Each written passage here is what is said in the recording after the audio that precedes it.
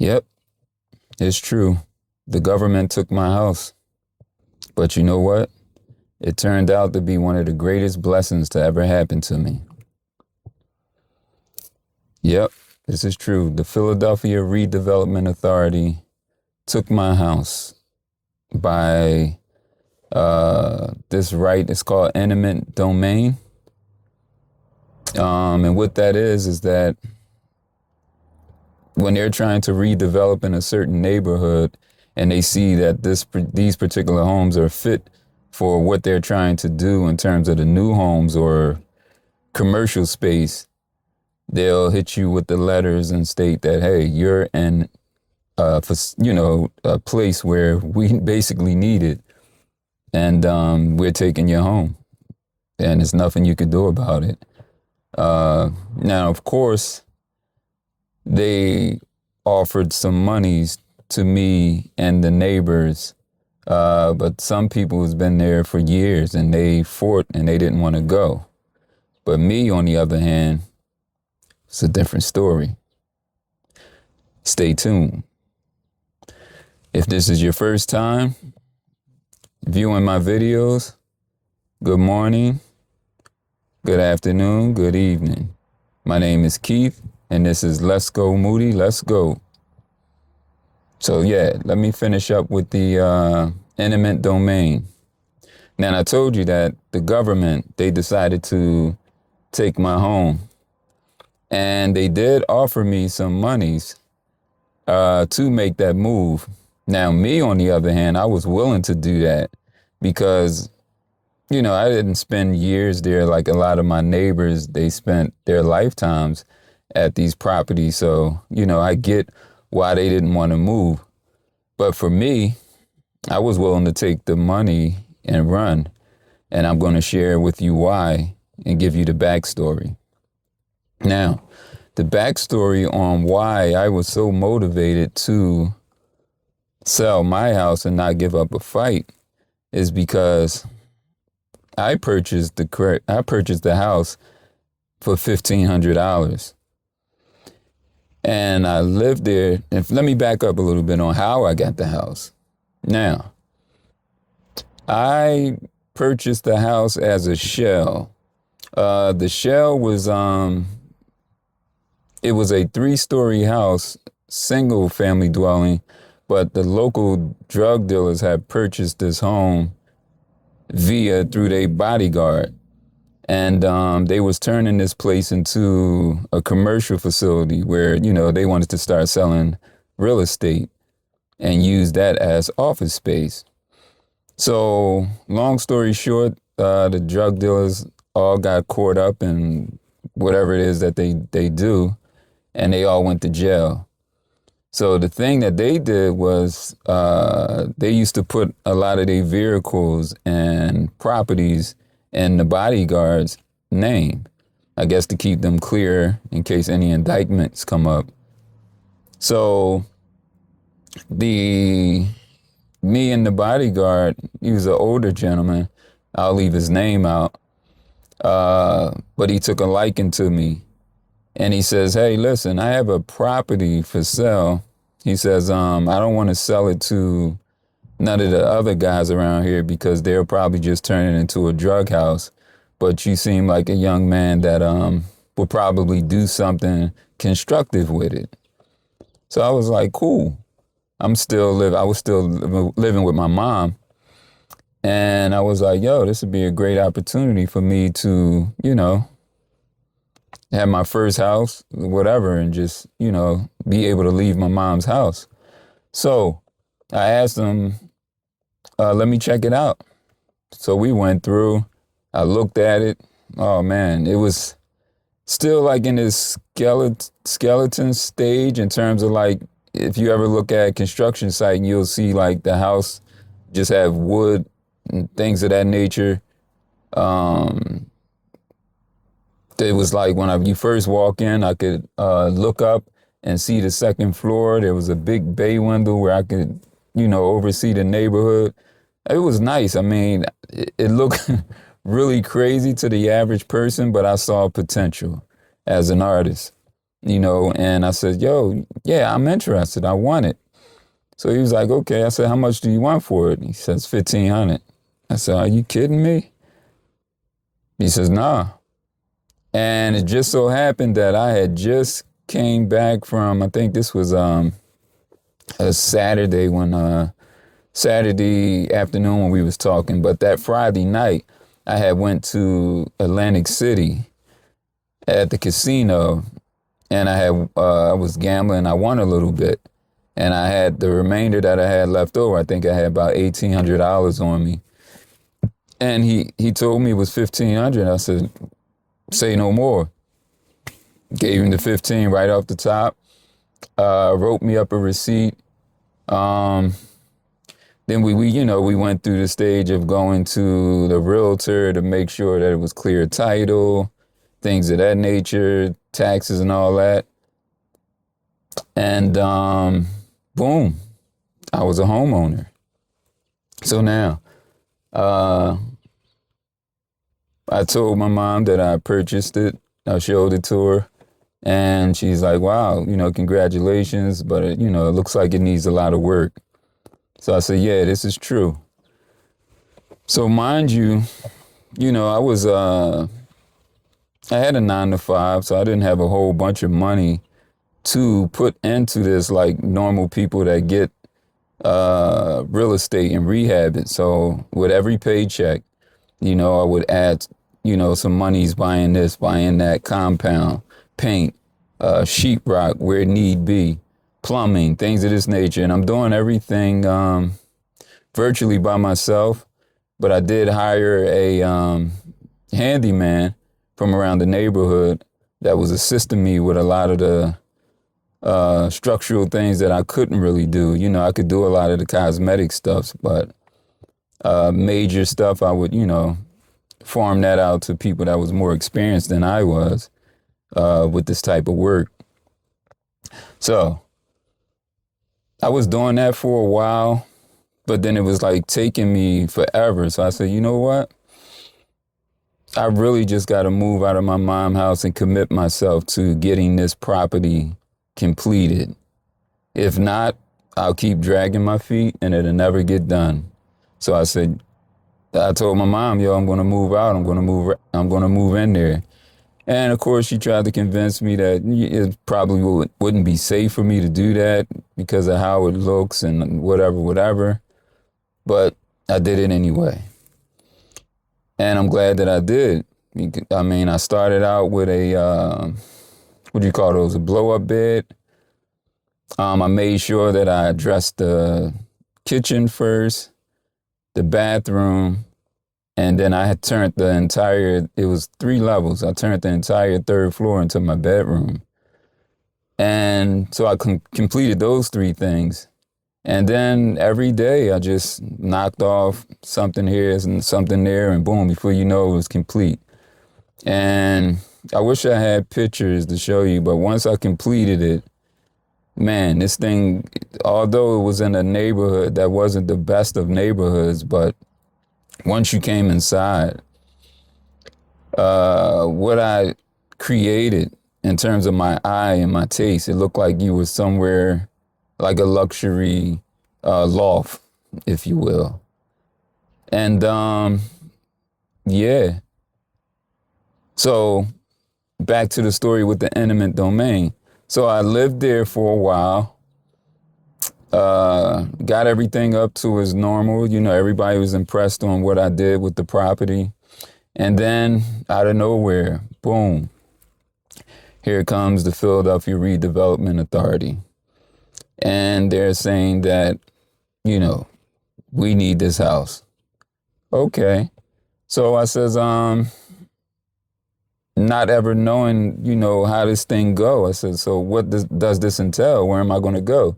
They said, no worries. What we're going to do is we're going to give you money for your property. And then we're going to give you additional monies for replacement to set you up in a hotel or until you find another house. So I says, okay, you know what? I says, what are you guys offering?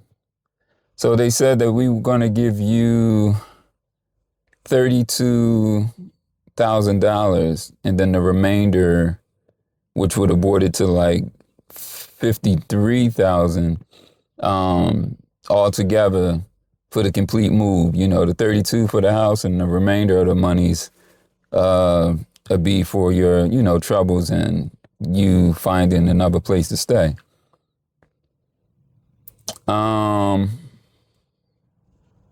Let me back up. I think it was a little less than, I think it was 30,000 in totality at first, and then I didn't agree. And the second offer, I think it was 53,000 in totality.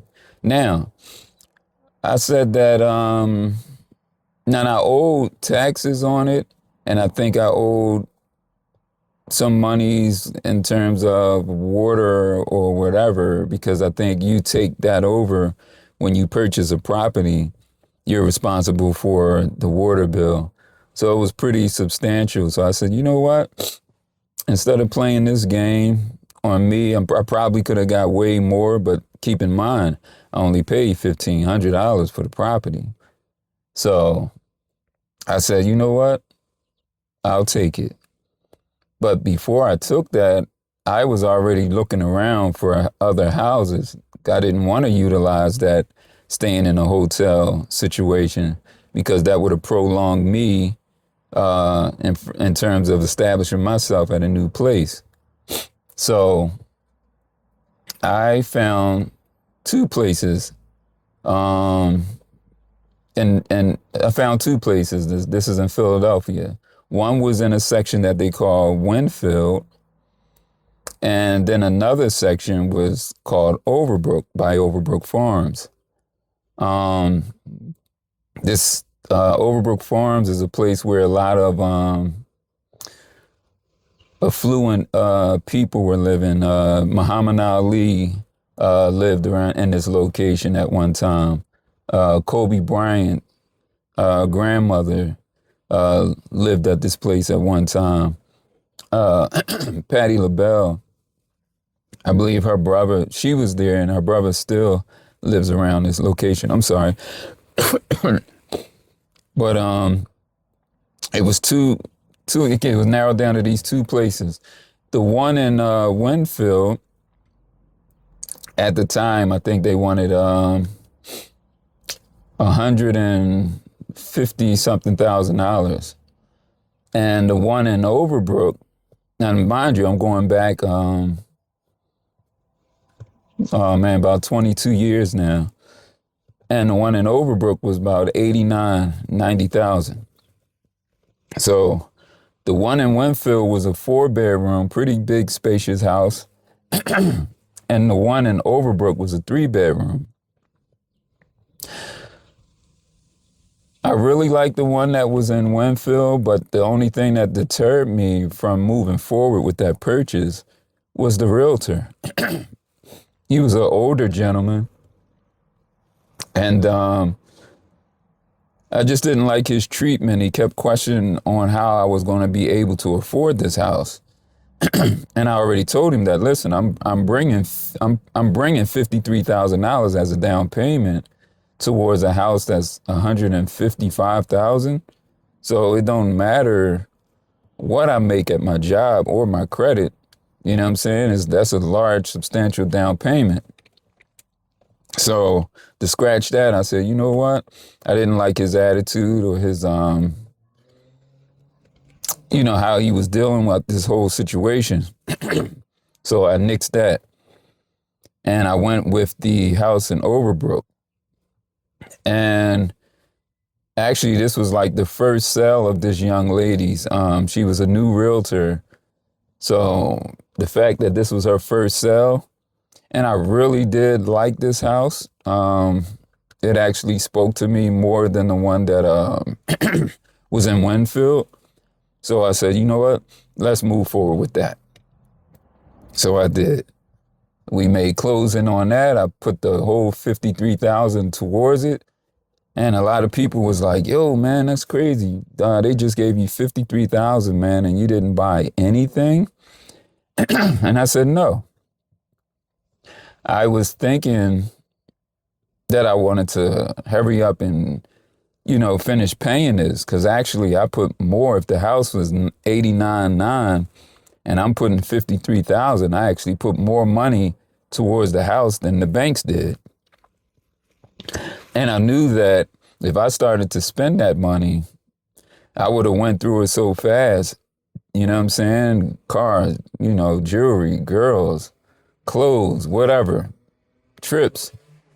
53,000 would have went very quick. So I decided to just place all of that as the down payment towards the actual current house that I'm in today. So now, that's the first blessing. Getting the 53,000 from my house that I originally purchased for $1,500. The second blessing is that, of course, I lived there and I'm currently still there at my house. Now the house is valued at $250,000. So I never took any monies out, although people were telling me, hey, you can do XYZ with this money, you can do that, you can do this. But something told me just to hold off, don't do anything. So I never pulled any monies out of my house. And mainly because, and I'm keeping it honest, my credit was never really that great. So without your credit being any good, you can't pull money out of your house if you wanted to.